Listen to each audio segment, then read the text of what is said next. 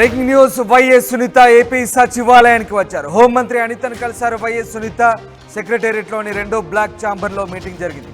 YS Vivekananda Reddy కూతురు YS Sunitha హోంమంత్రి అనితను కలవడంపై రాజకీయ వర్గాల్లో చర్చ సాగుతోంది. ప్రస్తుతం వివేక మర్డర్ కేసు కోర్టు పరిధిలో ఉంది. ఈ నేపథ్యంలో వైఎస్ సునీత హోంమంత్రి అనితను కలవడం చర్చనీయాంశంగా మారింది. రాజకీయ వర్గాల్లో ఒక్కసారిగా ఆసక్తికర చర్చకు దారితీస్తుంది. సెక్రటేరియట్లోని 2వ బ్లాక్లోని ఛాంబర్లో ఇద్దరి మధ్య సమావేశం జరిగినట్టుగా తెలుస్తోంది. వివేకానంద రెడ్డి హత్య తర్వాత చోటు చేసుకున్న పరిణామాలు, దానికి సంబంధించిన అంశాలపై ఇద్దరి మధ్య చర్చకు వచ్చినట్టుగా తెలుస్తోంది. వైఎస్ సునీత గత కొద్ది కాలంగా తన తండ్రి హత్యకు సంబంధించి పోరాటం చేస్తోంది.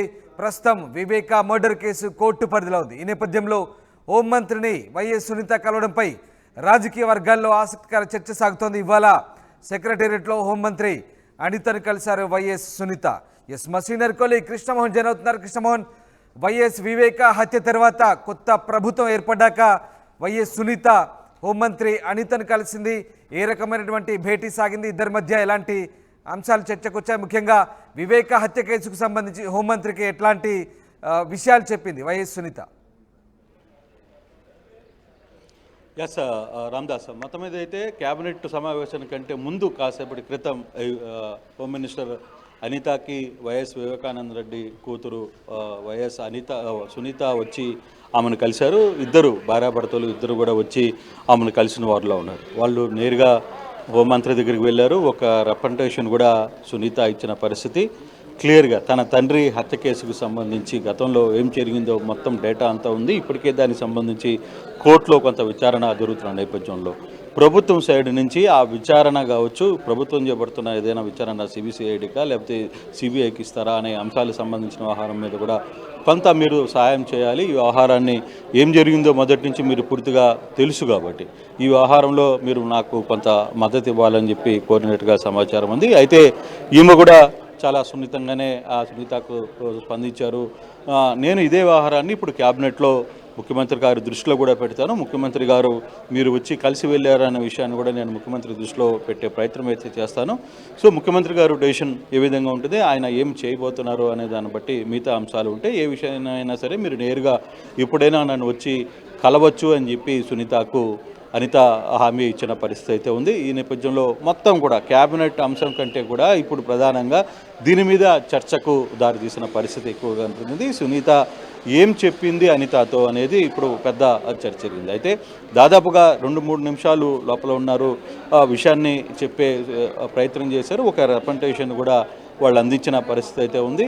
సో ఆ రిప్రజెంటేషన్ని తీసుకున్న అనిత నేను ఇప్పుడు క్యాబినెట్లోకి వెళ్తున్నాను, డెఫినెట్గా ముఖ్యమంత్రి గారి దృష్టిలో మీరు వచ్చిన విషయాన్ని మీరు కోరుకున్న అంశాలను కూడా పెట్టే ప్రయత్నం చేస్తారు. మరి ముఖ్యమంత్రి గారు ఏ విధంగా రెస్పాండ్ అవుతారు, ఫర్దర్గా నేను మీకు అన్ని విషయాలు చెప్పే ప్రయత్నం చేస్తారని చెప్పారు. దాంతో సునీత ఇక్కడి నుంచి సెక్రటరీకి వచ్చి 2వ బ్లాక్లో కలిసిన తర్వాత ఆమె ఇక్కడి నుంచి వెళ్ళిపోయిన పరిస్థితి ఉంది. అయితే ఇప్పుడు ప్రభుత్వం ఏ విధంగా చర్య తీసుకోబోతుంది, సునీత వచ్చి హోమ్ మినిస్టర్ని కలిసిన తర్వాత అది ఏ విధంగా ముందుకు వెళ్తుంది, వైఎస్ వివేకానంద రెడ్డి హత్య ఎలా ముందుకు వెళ్ళబోతుంది అనే అంశాల మీద కొంత చర్చ జరుగుతుంది. ఇప్పటికే ఆ అంశం కోర్టులో ఉంది కాబట్టి మరి కోర్టులో పరిధిలో ఉంది కాబట్టి కోర్టు పరిధిలోనే వ్యవహారాన్ని తెలుస్తామని చెప్తారా, లేదు దాని మీద ఏమైనా ఒక ప్రత్యేకమైన టీంను వేసి మళ్ళీ ఏదైనా విచారణ చేపట్టే పరిస్థితి ఉంటుందా అనే అంశాలను కూడా చూడాల్సిన పరిస్థితి అయితే ఉంది. మొత్తం మీద అయితే ఈరోజు సునీత వచ్చి హోమ్ మినిస్టర్ అనితను కలవడం పెద్ద చర్చనీయాంశంగా మారింది. అంటే మీరు చెప్తున్నట్టుగా ఈ అంశం కోర్టు పరిధిలో ఉంది. ఇప్పటికే దీనికి సంబంధించి దర్యాప్తు సంస్థలు విచారణ సాగిస్తున్నాయి. మరి ఇవాళ హోంమంత్రిని కలవడం వెనుక అంతరం ఏంటంటే విచారణకు సంబంధించి ప్రభుత్వం వైపు నుంచి పూర్తి స్థాయి సహకారం అందించాలి. గత ప్రభుత్వంలో అది కుంటుపడింది. ఇప్పుడు ఈ ప్రభుత్వం దానికి సంబంధించిన సహకారం కోసం సునీత కలిసినట్టుగా మనం భావించాల్సి వస్తుంది. అంతే డెఫినెట్గా, ఎందుకంటే బేసిక్గా ఇప్పటి వరకు గత ప్రభుత్వంలో జరిగిన దీంట్లో ఎక్కడ కూడా అధికారులు దర్యాప్తులకు కావచ్చు లేకపోతే ఇతర అంశాలకి ఎక్కడ వాళ్ళు పెద్దగా స్పందించలేదు. కానీ ఇప్పుడు మీరు తొందరగా స్పందిస్తే త్వరగా ఈ కేసు ఒక కొలిక్కి వచ్చే పరిస్థితి ఉంటుంది. ఏ విధంగా జరిగింది, అసలు ఈ హత్యకు గల మూల కారణాలు ఎవరు, బ్యాక్ ఎండ్ ఎవరు ఉన్నారు, ఏంటి వ్యవహారం అంతా కూడా కొంత త్వరగా బయటికి రావాలనేది సునీత ప్రధాన డిమాండ్. సునీత కూడా అదే కోరుకుంటుంది.